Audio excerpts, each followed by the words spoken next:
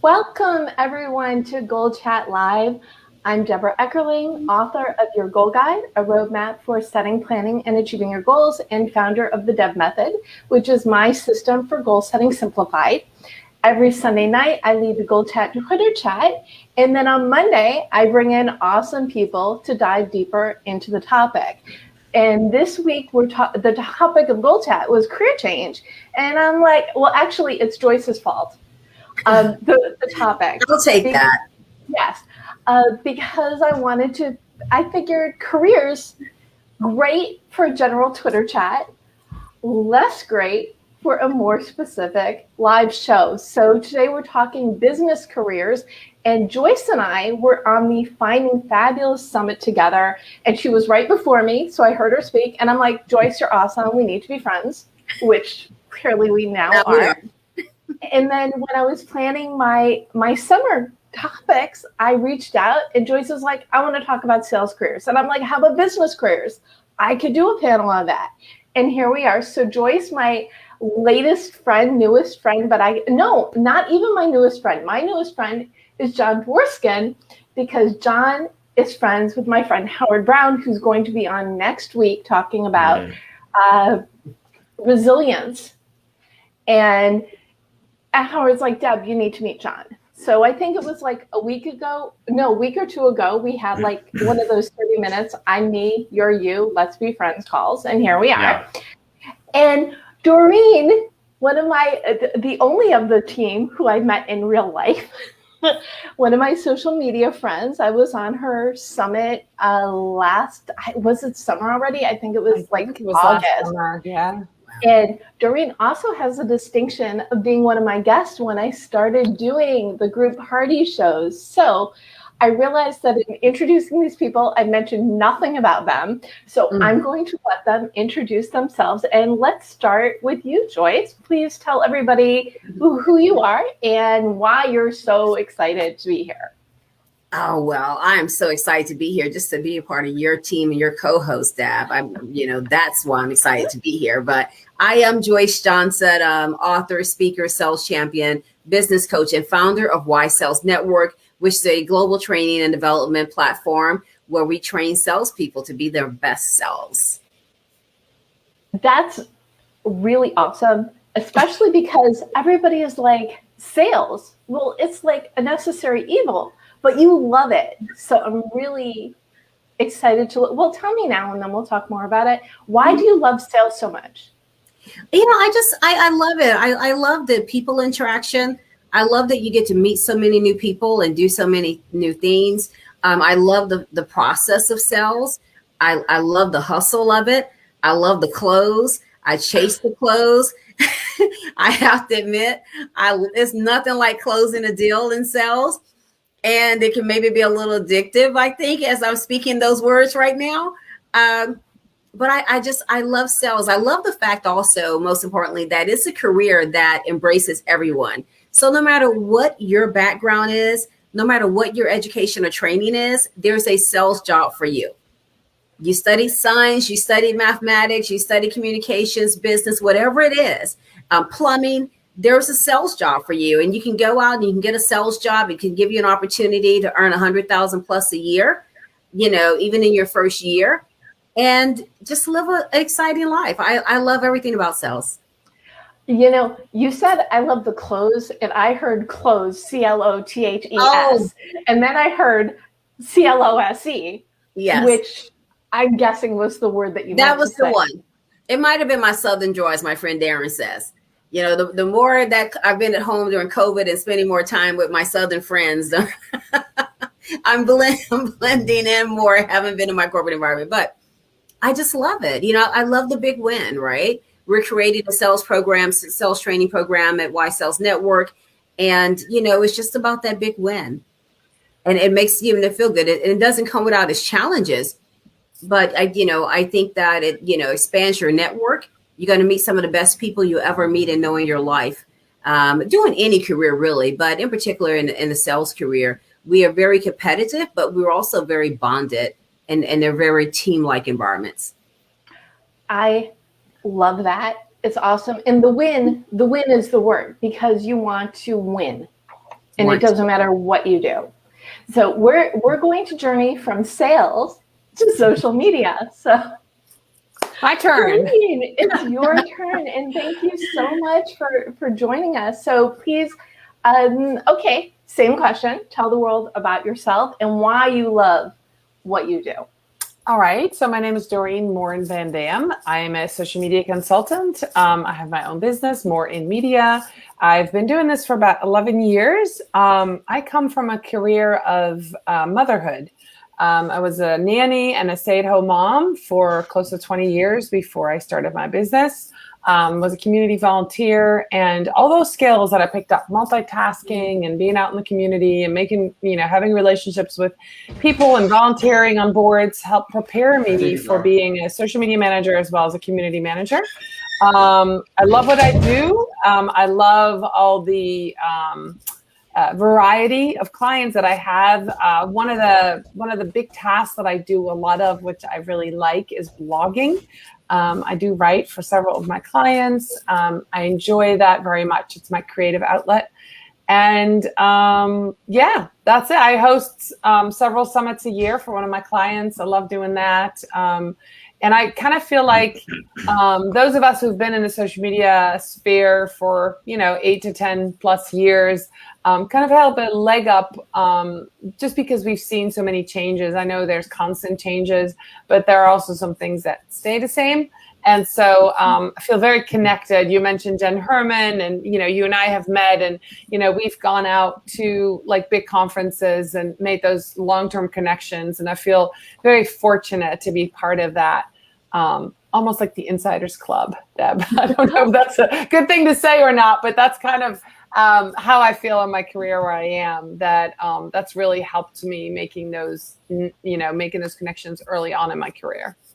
Well, you're absolutely right. So I've been in the social media space probably since 2007, 2008. So I like to say like the end of the pioneers. So right before everything became mainstream. And it's kind of crazy, but kind of cool how much everything has evolved. And we can talk a little bit more about that in a bit. But it's exciting. It is. I mean, especially now with lockup land, which, some people are still and not, and leave, go, stay, whatever. But online, the world is your oyster. And this show is, a result of ISO, because Mango said, do you want to turn your Twitter chat into a live show? And it was one of those things that have been in my head for a while. And here we are. Yeah. So let us swap you with John. John, welcome. And thanks for having me. And so why don't you, so I think I wrote you down in one place as entrepreneurship, but we're all entrepreneurs here. And I think leadership is like one of your specialties, correct? I'm a business coach, and I coach, C-level execs and leaders, leadership teams, VPs, managers, and a lot of salespeople as well. And I love what I do. I work with solopreneurs to Fortune 100 companies and everything in between. And I'll give a quick background on me, just to kind of follow suit with everybody. I'm 49. When I was 23, I started an internet company in 1995 in my parents' basement. I led the sales. I was the business partner that led the business planning, the accountability, things of that nature. We sold that 2 years later to, at the time, the largest internet professional service firm in the world, a company called US Web. I was a partner in that firm. And then when my contract was up, I got into commercial real estate, started selling apartment buildings in Michigan. And then after 6 years being top sales guy in my conventional world, I was getting bored and wanted to start my business that I am doing now. But I ended up taking over and managing my office. August 4th of 2008, the market crashed, and then I grew that office to one of the most profitable in the entire company of 76 offices. I was a national and regional sales trainer. I was on the CEO advisory committee. I would go into troubled offices and help figure out what was going on. And then after 6 years of that, I decided I wanted to start my own business coaching, and ended up going in-house for a year to help restructure a 50-year-old company, and then started my business about 6.5 years ago. And I work with clients all over the all over the country, all over the world. And I love it. I've always wanted to be a business coach from the time I was 18 when my dad gave me a set of tape sets. And he said, I think you'll learn more from these tape sets, Brian Tracy, The Psychology of Success. Yeah. Than you will college. And I graduated college with a double major in journalism and economics, but learned more from the tapes I listened to and the books I read. Nice. So you're podcaster, so your content, and you have the sales. So you're like a little bit of everybody here. I have a podcast. I have over 1,000 episodes of my podcast. Over close to 500 video tips and a couple hundred blogs. And I provide new content every single day. Nice. Well, but that's how we do it, right? You cannot, this is how we learn and enjoy and be with the people, is just by getting your information out there, meeting new people, letting them know you exist, et cetera, et cetera, et cetera. Yeah. Right? Yeah, no, it's critical. Yeah. Now, while you were doing your intros, Andrea chimed in and said, delighted to join the discussion. I beg to disagree with the awesome Debra Eckerling. Okay, because she disagrees and called me awesome, we're going to keep going with this. Sales is hardly a necessary evil. It's an engine driver, a commercial essence, although getting everything free is very appealing. Okay, so we're going to digress. So sales, necessary evil, or an evil you enjoy? Well, we know Joyce enjoys it, but why do you think people like me and others have this impression of sales? I think everyone's had maybe a bad experience in sales before, right? Maybe with a salesperson that wasn't really in it for their customer, realizing that they were there to serve their customer. And then I think sometimes in most cases, I contact a lot of colleges trying to go in and talk to their students about sales and sales jobs and sales opportunities. In most cases, the people on the other end of that phone have taken a job that was sales, but is what I call hidden sales jobs in my book, Why Sales for College Students. They didn't realize it was a sales job. So they took a recruiter job, a bank loan officer job, something that was called an agent or customer service or coordinator, and they had goals with it. And then they realized once they were in the job that it was a sales job, right? And that there was some different type of level of accountability to it. There's a different level of accountability to that. And so I think a lot of times, and this is what I've shared when I'm on college campuses, 60% of the jobs that college students go into after graduation is sales. I talk to the young men about how their football coach shows up to their house and woo their parents and know everything that they need to know about their parent, right? They know all the triggers. They know what to say, what to do, how to engage. They know what's important to them. They know what their need is, what they want for their child. And at the end of the day, they close the deal, right? So recruiting is selling, And so I think that's the biggest thing that pulls sales out of the way, right? Yeah. You, John? Yeah, Joyce, I agree with you. I think every single career is sales. I mean, there is not one position from the from the receptionist when you walk in to an office, especially now that people are back in offices, to the executive assistant, to the everybody up and down the org chart is selling something to somebody at some point throughout the day. It may not be outside sales, but we all have to influence and sell an idea, sell a reason, sell why we need another person on the team. We're all in sales. I think the skill of sales, once people realize that everybody's a salesperson, then I think they start seeing it with different eyes. When Joyce, I love your examples, with the football coach, right? You're selling them on the school, the opportunity, the benefits, the value. It really is. It's what everybody does. They just maybe don't call it sales. They call it a conversation, negotiation, a strategy, but it is. It's all sales. It's all sales, right? It is all sales. And like I said, when I reach out to individuals, they maybe had that one bad experience because they took a sales job and didn't realize that they were in one. right? Because it was disguised as something else. And then, but sales it's a wonderful profession. And you're right, John. If you're overfinanced for your organization and they ask you to go and find a software that they need to implement within the whole, Salesforce or company period, you got to now go and sell your CEO or CFO and say, hey, why should we spend millions on this? Right. Ooh. Right. 100%. So I just had a flashback so when I was in college, I interviewed for the Oscar Mayer Wienermobile. The people who drive around the country, and it was a PR job, is the way that it was positioned. My background is in journalism, and I made it through the first interview, so I made it to the second round, and then I found out more about what it was going to be, and I think they saw I was taken aback by it.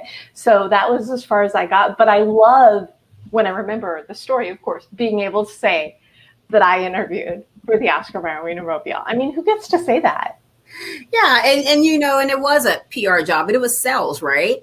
One of my jobs out of college, was going and setting up as a weekend job I had. You go to a region and you set up a table and you sell, get people to sign up for credit cards and things like that, right? You're selling. We had goals. We had so many deals we had to close while we were out there. Right. Dorien, you're quiet. Yeah, I'm fascinated because I've been in business for almost 11 years, and I wish I'd known more about sales when I got started. I didn't know anything about sales. I just put my sign out there and says, I'm a social media manager. I taught myself. I took an online course, and there weren't really any people out there doing what I did. So it was very easy to sell myself, but only local because I didn't know how to go out and get bigger fish, right? So I figured that out a little bit later on. Now I work with national companies and, bigger clients and fewer of them. But it took me a while to figure that out. And I have college-age children myself, and my oldest son is a college graduate 2 years out, and he's in a sales job. So this is I'm listening intently because this is a very interesting conversation. He hates it. No, I can't say that. He doesn't really enjoy it because he's learned to sell during COVID. And it's a very different experience, I think, than when you can meet face to face. And I also liked what you said, Joyce, about, anybody, whatever college degree you have, there's a sales job that matches it. And I think right now what's happening is his sales job's not matched to what he graduated, what his degree is in. And so that's a very interesting point that you said that might be something that I can take back to him. And yes, true. And he needs to find one that matches him, right? So when I talk to college students and I tell them, if you graduated, in legal and law, criminal justice, what have you, you have options to go and sell. Companies have vertical markets, right? Mm-hmm. So you can go and sell into the legal division, or you can go sell a legal product because you already know the lingo. Right. You can go and you can sell to government markets because you've studied something around the political science area, right? And once you are comfortable having a conversation because it's something that you're knowledgeable at, because I also tell them, folks, let's focus on your strengths. We're not going to focus on what you're not good at. This summer I have my one of my 17-year-old nieces with me, and she has a disability. And so she's been having some challenges around math and things. And I say, I had to think, how can I get her engaged? And I said, okay, I'm going to do what we do in sales. We focus on your strengths in sales, not your weaknesses. And so she's a strong reader, and I have her reading. So now she can read math and comprehend it better instead of doing a math problem. And that's why it's important to match yourself up with the right sales job. And I'd love to, if your son has, he can call me, email me, what have you. I love talking to college students and recent graduates, my favorite people in the world. And I definitely, can help guide them. All right. Awesome. Thanks. Nice. And this is why I like to this is a perfect example of why I love these kinds of conversations, because you never know when the lines are going to cross and when things are going to match up. And we have some more comments. So Ananda Jameson wrote, you also have to sell yourself, brand to viewers on social media for them to subscribe to your content. Absolutely. And she also said sales is in every field, even in teaching. And we also have Chad commenting, even in accounting and finance. There are numerous sales experiences. So we can't run from sales. We have to embrace it.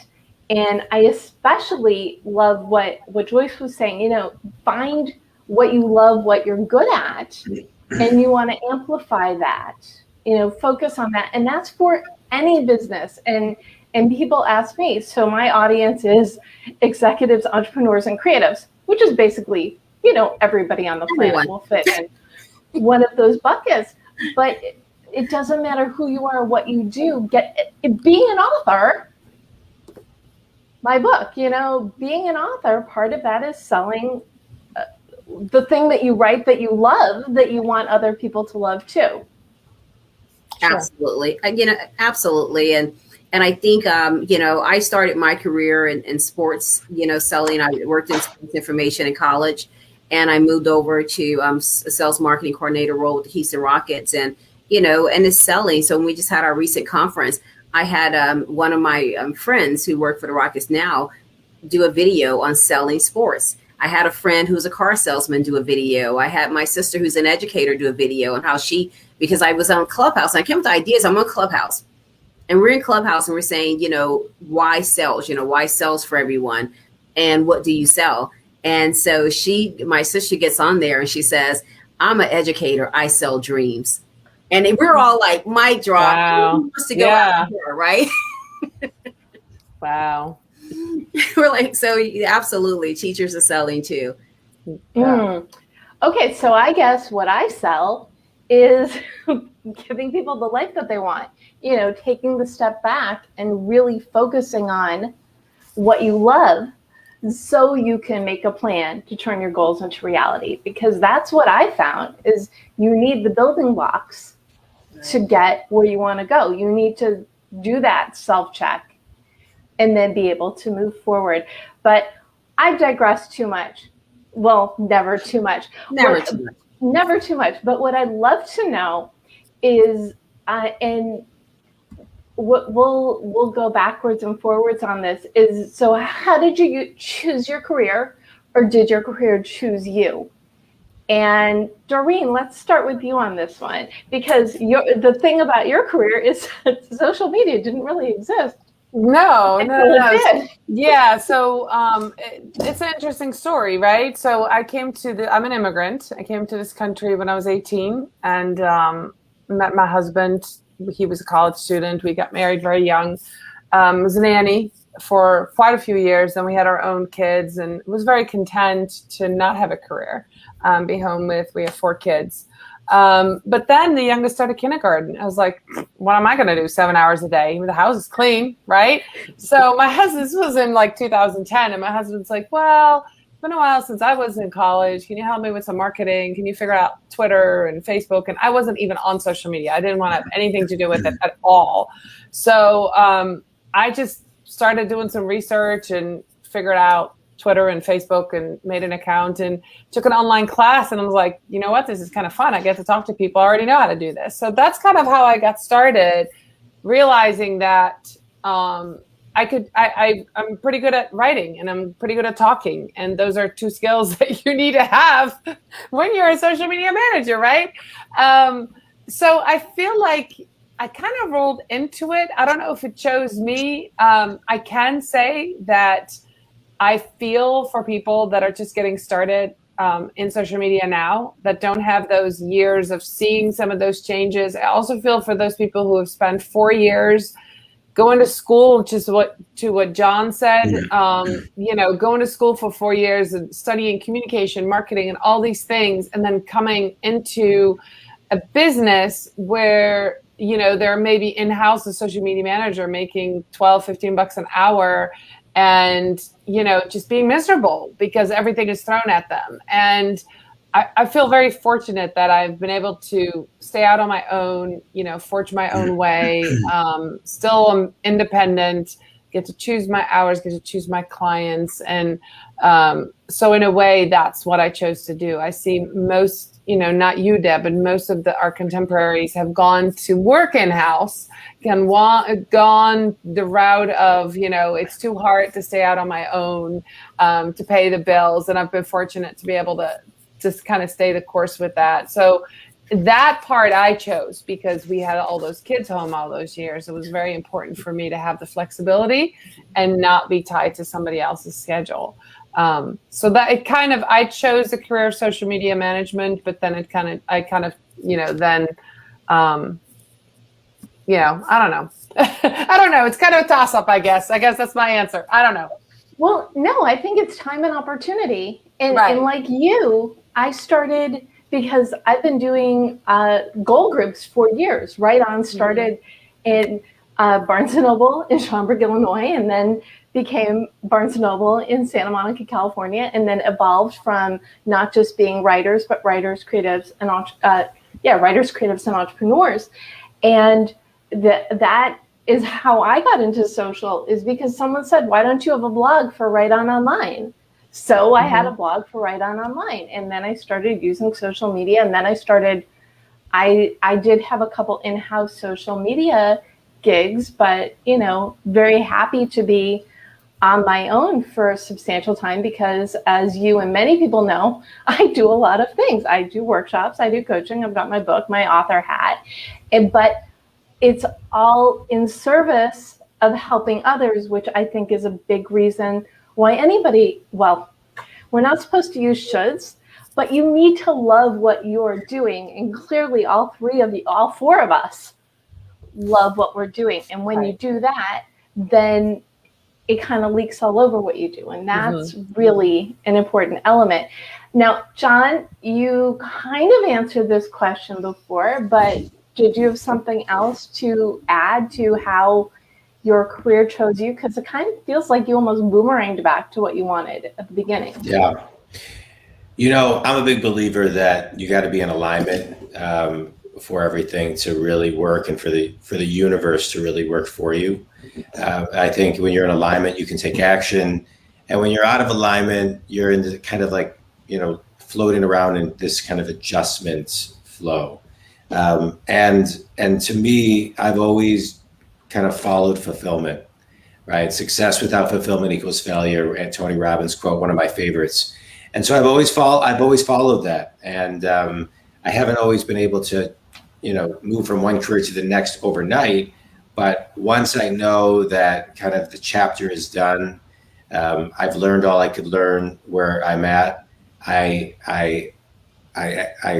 put in motion kind of my plan to evolve and reinvent myself, or just move on to something that's in alignment with where I am in my life. And so I knew I didn't want to go through my 40s working for a corporation. I wanted my own company. I wanted my own business. I wrote a book. I'm writing another book. I wanted to coach, and I wanted to do what I wanted to do. And so to me, alignment and fulfillment is what it's all about. And so did I pick it or did it pick me? I think it's kind of one and the same. I think if you're really, I meditate a lot.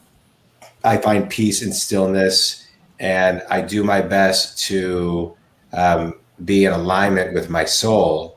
And when you're in alignment with your soul and you're fulfilled, it's not a question of if it picks you, it just is. For me. Yeah. Yeah. John, I have an ebook, How to Reinvent Yourself. And I say the same thing that you just said.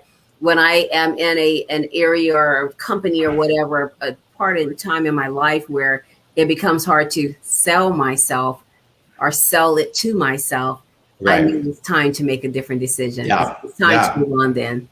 Yeah, 100%. I mean, when I was in commercial real estate, it didn't speak to me anymore. When I left there, I left on great terms. I was friends with everybody. I gave 3-week notice. I stayed for 3 weeks. I thanked everyone, called everyone and thanked them for what I learned. I had left with no negative feelings. It was very positive. But they said, why are you leaving? And I said, it's this, it's just no longer in alignment with my soul. I got to do what I want to do. And so that's I couldn't sell it anymore. And at that point, you can't, when you're in alignment like that, you can't do what's not in alignment. You can't do it. And it's not going to feel good. And you may even be successful at it, but not as successful as you would be if you're loving it, right? It just, you know, when you're Correct. in the wrong place, that wrong company, that wrong team, and Right. you give it, you know, and you keep giving it and giving it, it just becomes just not good for your spirit. I Right. love that I'm going to call you the soul connector. Well, you know, it's really just about consciousness. You know, I mean, you can make a lot of money and be unsuccessful. And so to me, it's not about the money. The year I left commercial real estate, I would have made more money than I had at any year in that field, right? Just in that specific field. But I wasn't chasing the money. I was chasing my alignment, my fulfillment, you know, because for me, you know, my wife and I, my two children, I wanted my family life to be, I don't want to be coming home complaining about corporate America. I wanted my kids seeing me in a space that was in alignment so they could get into alignment. So they could be in alignment. I'm not saying they weren't, but they could see what I want to model. And to them, you know, the how much money you make is irrelevant, right? So, I mean, for safety and, you know, security, that's one thing, but I wanted them to see that I loved what I did for a living. And then through osmosis, I want them to kind of follow suit. I want them to do what they love for a living. And see, I grew up, you know, my dad was an entrepreneur. He was a dentist, but he had his own practice. Everyone in my family was an entrepreneur. All my uncles, all my aunts, all my distant family. I mean, everyone in my family. And that energy holds a frequency and a vibration that for me, and just for me, I speak, corporate America was a lower vibration. It was a lower frequency. And so for me, I had to move to a career that was in alignment with the frequency and vibration and level of consciousness that was in alignment with how I wanted to kind of live my day-to-day life. And through that, I can then allow things to flow through me as a business coach. And then the universe kind of works on my side so I can be of service and help other people. Wow. I bet you was really great when the lockdown happened, that you were grateful to already be in alignment, right? Because my husband and I both work from home, and, you know, some of our adult children moved back in. One came back from college for 10 months and, you know, like all the stuff, everything was shutting down. But realizing what other people are found out that we already knew, how important it is to have that love of where you work, go to work every day happy. Yeah. We were already doing that and working from home, and now other people were kind of discovering some of that by default. But we've said all along, like, we knew that secret, and it was kind of a secret to do that and to be happy in that. And now other people are finding that, and they don't. You know, I live in the state of Vermont, which is one of the oldest, I think, average states. But we've had such an influx of new people coming in. They all want to be here. It's green, it's open, it's just beautiful. And people are realizing they want to be outside and they want to experience life every day, do something, be outside. And that's when I hear you talk, that's what I hear you talk about. And that's that secret of life almost we found by moving and by, you know, working from home for years. But it's good to hear that other people have that too, but not I think a lot of people just were in such a rut and didn't recognize it until this happened. I would agree. And you know, years ago, and I'm 49, when I was 30, I had testicular cancer. And then I had another health scare when I was 40. And then those when I was 30, I decided, you know, I was grateful to have just a stage 1 case, you know, about 6, I can't remember, like if it was 16 or 17 treatments of radiation. But I decided at that moment in my life, I was always going to do what I wanted to do. And then at 40, something else happened. And then about 5 years ago, my dad dropped dead out of nowhere, and as healthy as could be. And at that moment, I had said to my wife, had I not left my job a year ago and started my business, I would have done it the next day. Because after my dad passed away, because you realize how short life is. And so to live under somebody else's thumb and not enjoy it, it's just not worth it. It's not worth it. For me, it's not worth it. Some people can do it. You know, some people can do it. And I think a majority of people can do it. And I work with a lot of people who work in corporate America who love it. And I can coach them because I understand it. I've been there. I've done it. But for me, my spirit couldn't do it. My spirit couldn't do it. Yeah. And John, I know a lot of people that are in it and that are unhappy. And I think one thing that resonated with me that you said is that you wanted your kids to see you happy. You know, I think we, you know, kids of children, they watch a lot of what we do, right? So if we're coming home from work every day complaining and hating our job, I mean, we're scaring them to death. Yeah. That's why so many college students don't want to graduate. That's why they're like, coaching. I'm like, you know, you have to graduate, right? I know that you're afraid, but we got to do this. Your parents asked me to talk to you, but they're afraid to death because a lot of times, you know, they've, you know, and I've even had them said to me before, you know, oh, gosh, my parents just seem so unhappy and it's scary. Yeah. Well, I mean, I do believe people are making some of these changes. I mean, if you see what's happening now with people quitting their jobs and realizing that, I saw something on LinkedIn the other day where a dad said, you know, everybody's talking about Zoom fatigue and how upset everybody is. We're still doing these Zoom meetings and they're never going to end. He said, I will take 5 Zoom meetings a day if that means when I am done, I walk out of my office and I'm having dinner with my family and I can give my kids a bath and tuck them in. I used to be done with meetings and then still have to get in the car and commute an hour and a half every day and miss all of that. So he's like putting it in perspective. It's still such a much better deal that we have now. And I think people are starting to realize that those hours that they just thought they had to put in are really not worth it.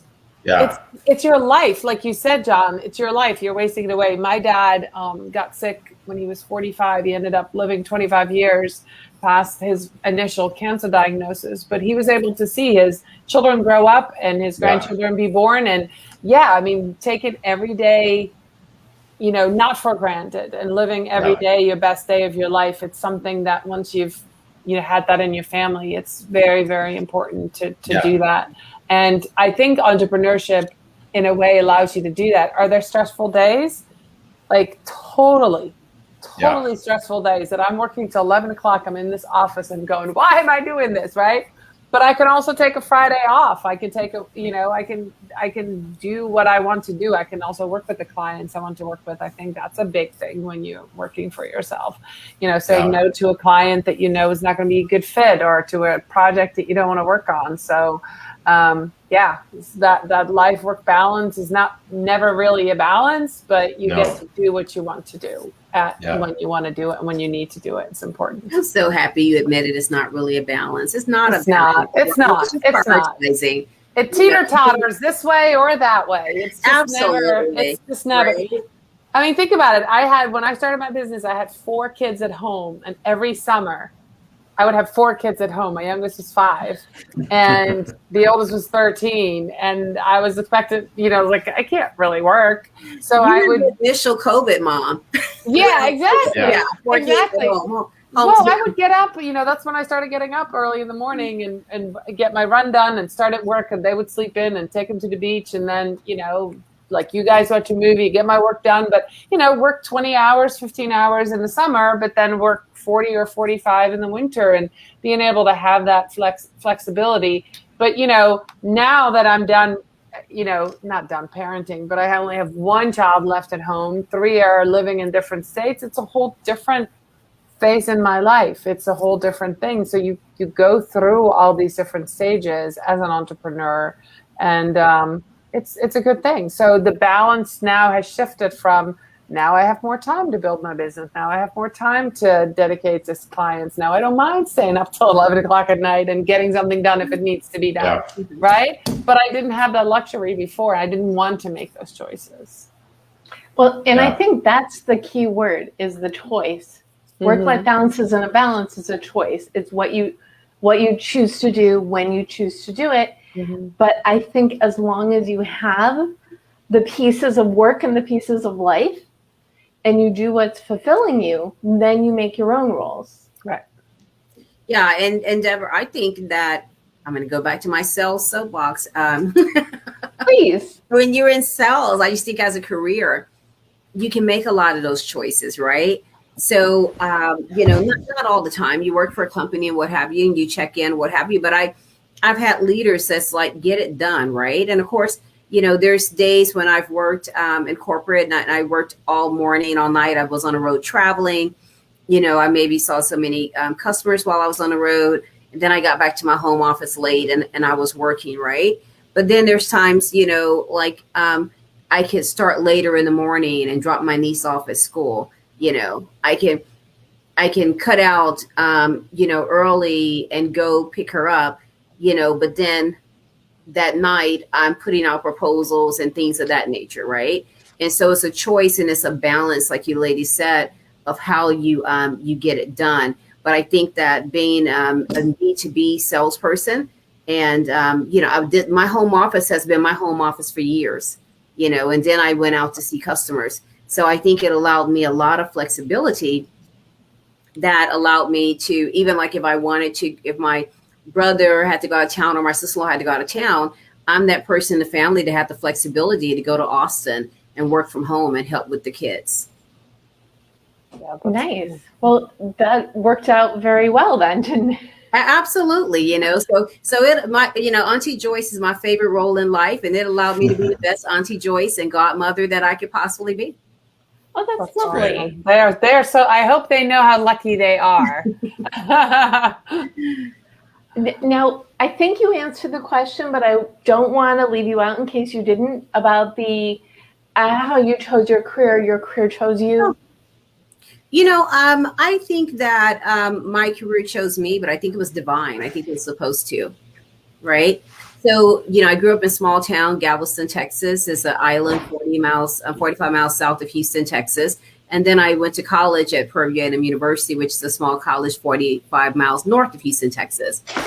And so I think what happens, and I explained to my college students, that it's okay if you go to college with one intent and then you learn something different after exploring, because that's what college is for, to allow you to explore and to expose you to different things. So I went to college as journalism and English, and I wanted to be on TV and a news reporter, things. I was on an editor on my high school newspaper.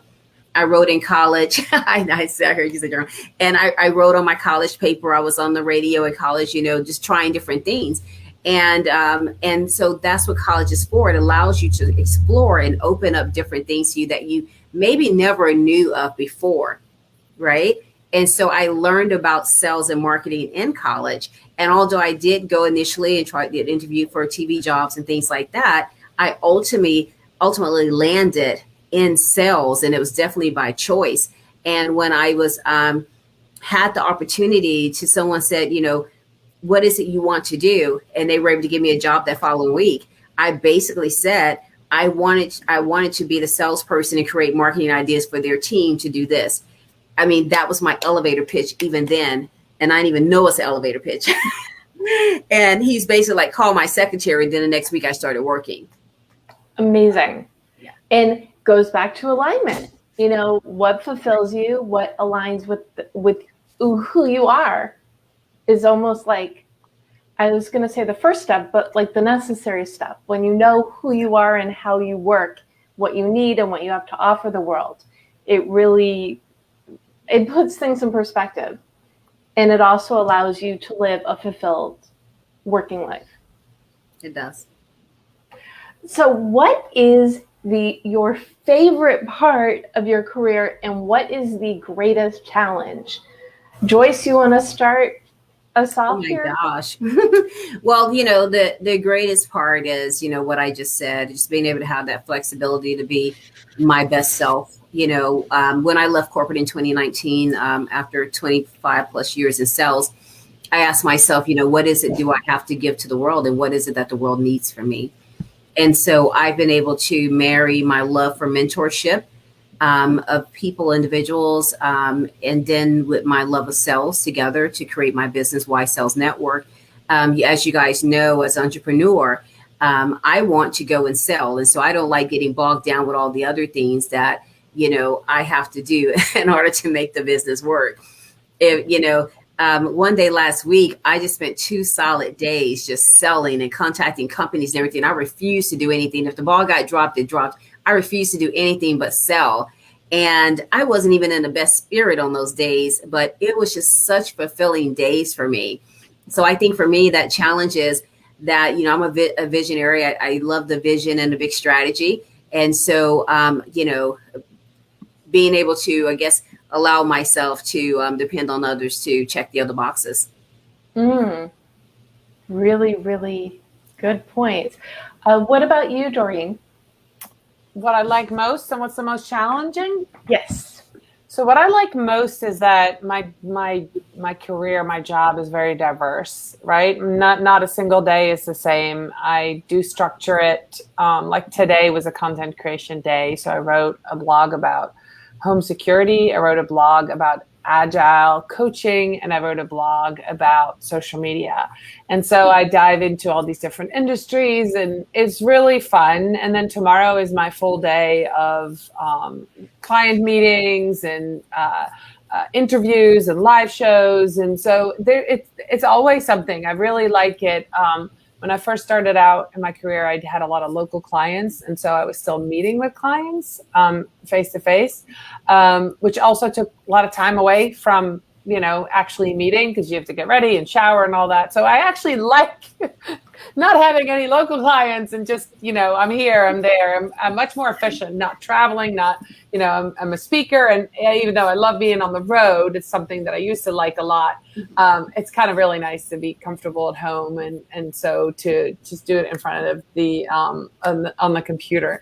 What's the most challenging right now is that, and it's always been this way for me, and I just have to get past myself, is that I sometimes have this idea, when I first started my business, I didn't have credentials or credibility, or at least so I thought. I've been a stay-at-home mom for 20 years and a nanny.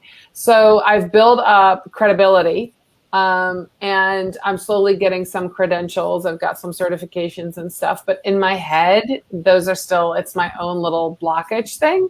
So I just got to go work through that, even though in the career of social media management, I still haven't really met a person who says, I got a degree in social media management. It's not there. They might have a degree in marketing or communication or something else. So I think that's a challenge right now that, I think that's blocking me from scaling a little bit to the point where I want to go.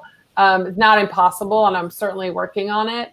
But I think that's, I've just been, I can say it out loud. The biggest thing is I don't want to hire anybody. I've managed people for 20 years, 25 years. I've managed my family, my husband, my dogs. I don't want to manage anybody. I just want to work. And the only way I can scale at this point, I've already asked for more money and all of those other things. And the only way at this point that I really know I can scale is to either produce product, which I'm working on, and to hire people. And I don't want to manage anymore. I'm 51 years old. I'm done managing people. I'm just ready to get everybody out of the house. You have to look at it a little differently. Maybe you can bring on a partner. Maybe you can do a virtual assistant. I share with everyone on my team, and I shared it with them again today. And I tell young people, I need for you to be resourcely. I'm right. Not. I have some of those people, but in order to really become an agency, I would, and I don't want to manage people. I don't. I believe you. I've really done that. I believe you too. It's a challenge. And it's a different, and I like the fact that you're a coach and I do some consulting, and I like that part, and I like teaching. I like to be on shows, and I have a hangout for one of my clients every week, and I teach and I write. But yeah, I guess that's my biggest thing. I don't want to. You don't have to. It is challenging. It's challenging. I feel you. Yeah. But figure out. I'm gonna propose a little extra challenge to you. And I know you have my book. Mm-hmm. Think outside of the box. I think I love that. I think that there is something, do the directed journaling exercise. There is something that you're not quite hitting at. Stop. I'm sorry, I can't help it.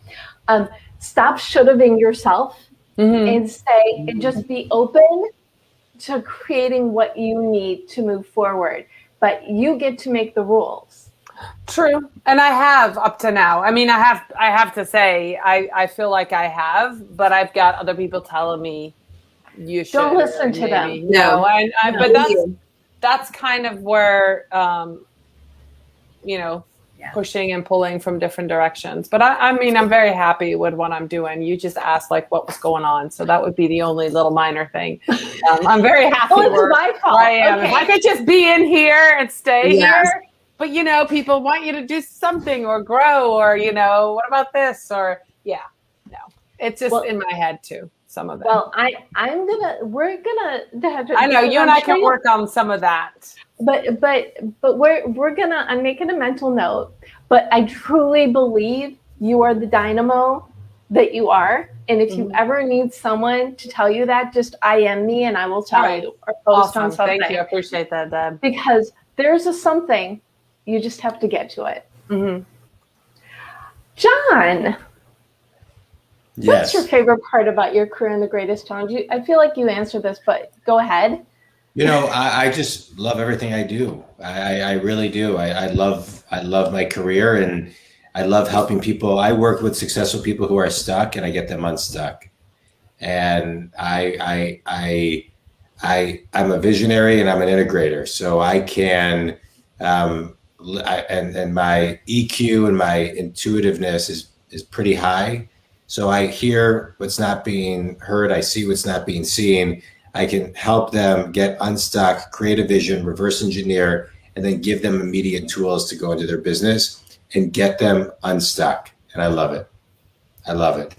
And that's what I do. What's my challenge? I don't really think of life that way. To me, and maybe because I've had health challenges in the past, I don't see any real business issue as like a challenge. It's either the only challenge is when I'm in an adjustment period, getting back into alignment and figuring out kind of what that next path is. But I don't look at my business that way. I just try to provide everything as simply as I possibly can, provide content, stay in alignment. And I'm not saying I don't have bad days or bad moments. I do. I'm human, but I don't look at it as like, that's challenge. That's a challenge or a negative or this and the other. I've kind of taught myself through on how to be more patient, on how to slow down. I meditate a lot, and I don't know. I'm working on myself as much as I'm helping work on my clients, and so that's just kind of an evolution of what makes me, I think, better in my business as well. That's interesting to hear, John, because a lot of people forget that part, and I could be one of those people sometimes. Yeah. They just you help everybody else, and then you forget to do your own stuff. So it's good to hear that you've got that figured out. I think it's important. I mean, for me, I've been meditating for like 25 years, and I have a Western doctor, but I go to a Buddhist monk once a week or usually every other week. And I study meditation, and that type of stuff has just been really good for me to, and find peace in just even going for a walk and not listening to anything and just kind of connecting with nature. And it's been a journey for me. I mean, I'm like, I feel like I'm at like the beginning steps of it, but it's but waking up and meditating, writing in a journal a couple days a week.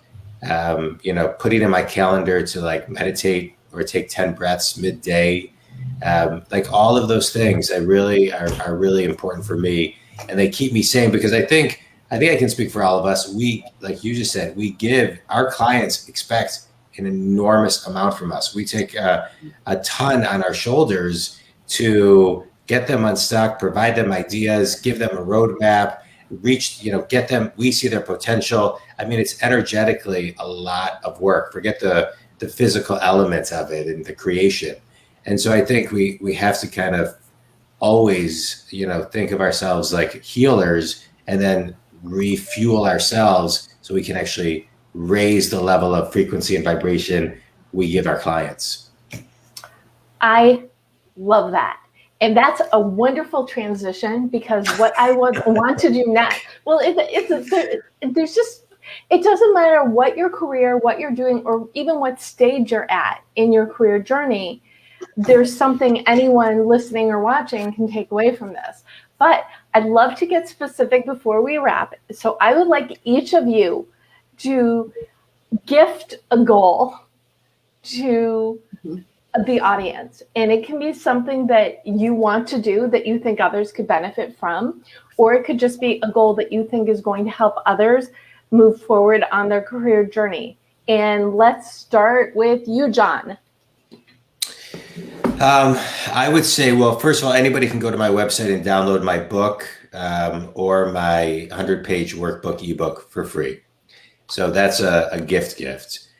Secondly, I would gift somebody with this. Spend a couple minutes and figure out of yourself what characteristic you would fire. Right. So if you had to fire yourself, what would you fire? So as an example, if you're somebody who shows up 5 minutes late to meetings, fire that person and then rehire another version of yourself. Meaning the person you fire, you're going to rehire someone who shows up 5 minutes early. Yeah.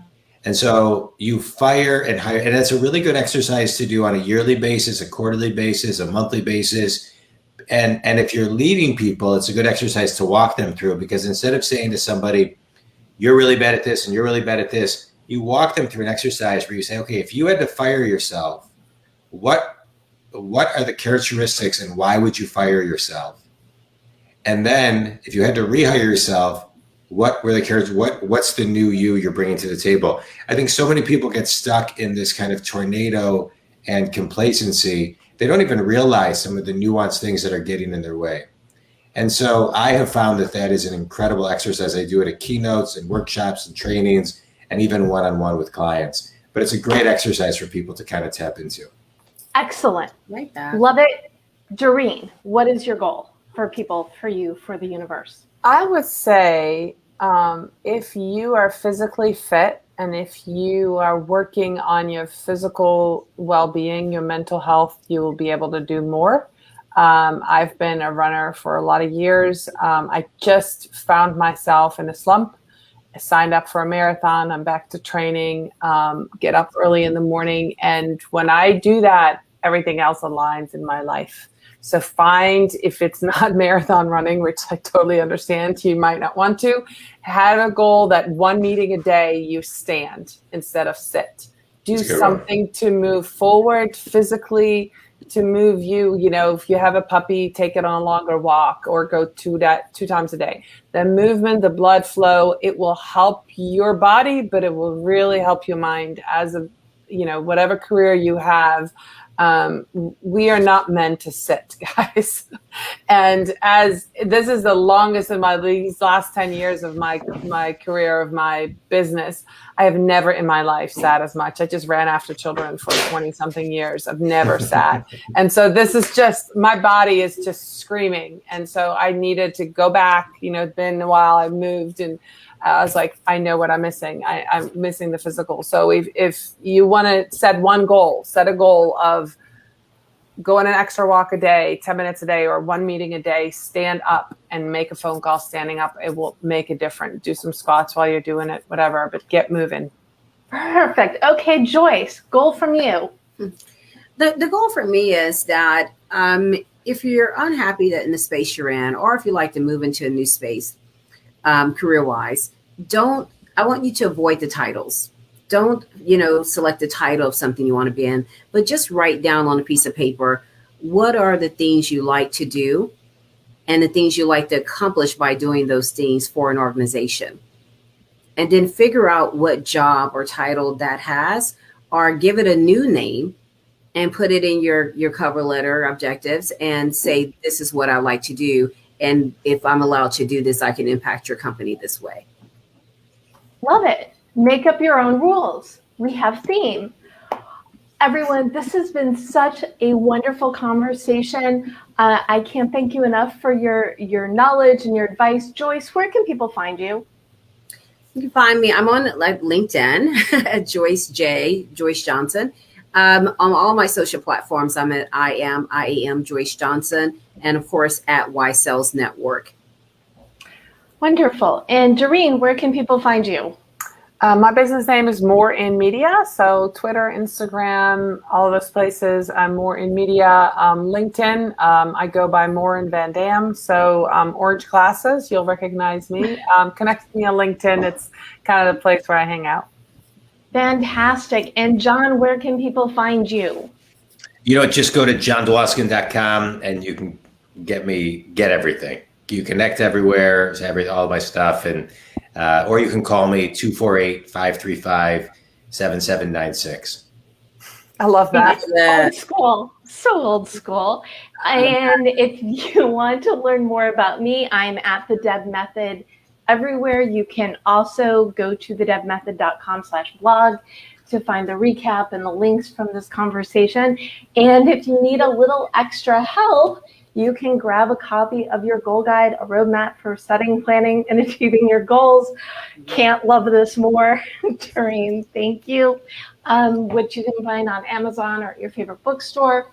I'm all about helping people find that path and then creating the plan to get there. Okay, the final thought and word of advice, John. Slow down, and if you want to speed up. Great. Slow down if you want to speed up. Love it. And Dorien?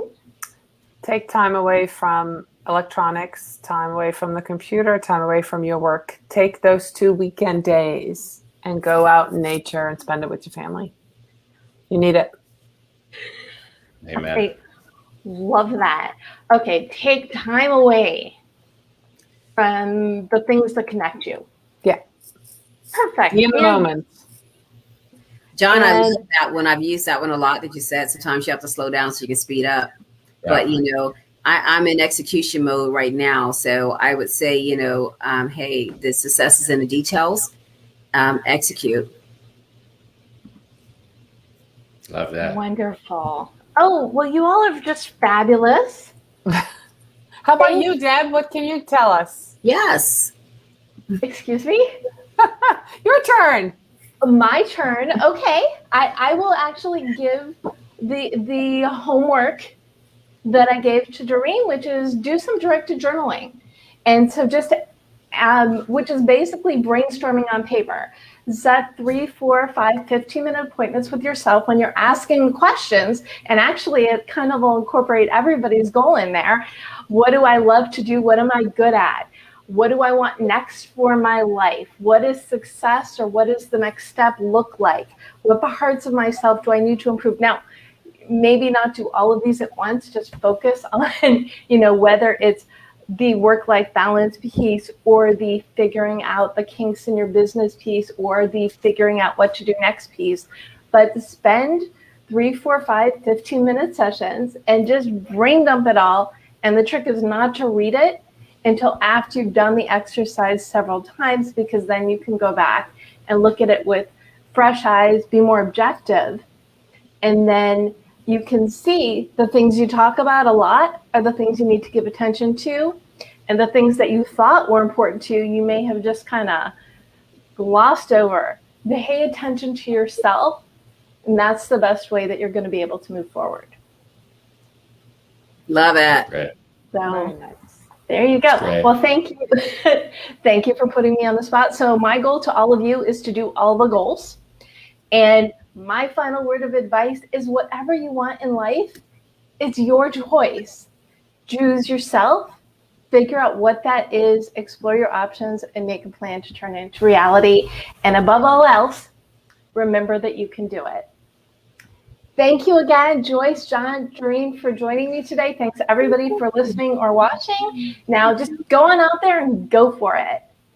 Thank you, Deb. Thanks, Debra. Thanks, everybody. Nice to meet you guys. Yes, same here.